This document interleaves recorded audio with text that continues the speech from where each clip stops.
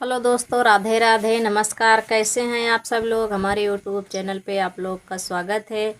मैं सोनी लेकर आई हूँ सोहर गीत। आप लोग ज़रूर सुनिए। चैनल को लाइक सब्सक्राइब करिए, गीत को फुलवाच करके सुनिए, वीडियो को शेयर करिए। हमारी गीत कैसी लगी आप लोग कमेंट करके ज़रूर बताना। मचिया ही बैठी है सासू तऊ बाऊ हरिया रजकार बाऊ हरिया रजकार हो। सासू भाइया के भाई नंद लाल बधैया लैके जाबई बधैया लैके जाबाई हो। सासू भाइया के भाई नंद लाल बधैया लैके जाबई बधैया लैके जाबाई हो। मचिया ही बैठी है सासू तऊ बाऊ हरिया रजकार बाऊ हरिया रजकार हो। सासू भाइया के भाई नंद लाल बधैया लैके जाबई बधैया लैके जाबाई हो। इतनी बचन सुने सासू तऊ बिरही बोलिया बुअलई बिरही बोलिया बुअलाई हो। सास हो बउहर तुहरा भैया बाटे नीरा मोहिया नाना नाही आवैया नाने नाही आवाई हो।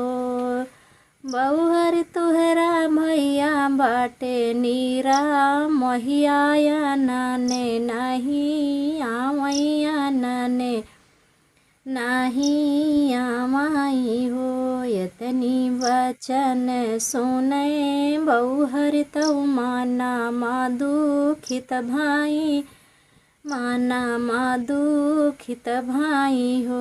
बहिनी हाथवा माली तिल चौरा तऊ सूरज का मानावई तऊ सूरज का मानावाई हो।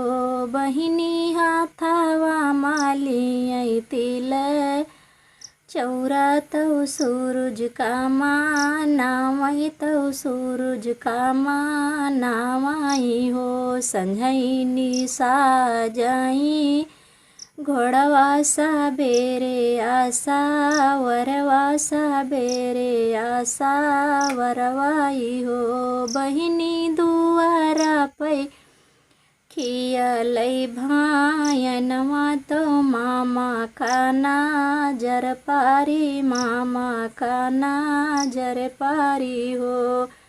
बहिनी दुआरा पै खियलई भायनवा तो मामा का नाजर पारी मामा का नाजर पारी हो। जैसाई हुड़ का थे गैया तो या पाने बा छेड़ बिना या पाने बा छेड़ बिना हो। या बावाई साई रुआ थई बाहिनिया तो या पाने बीरन बिना या पाने बीरन बिना हो।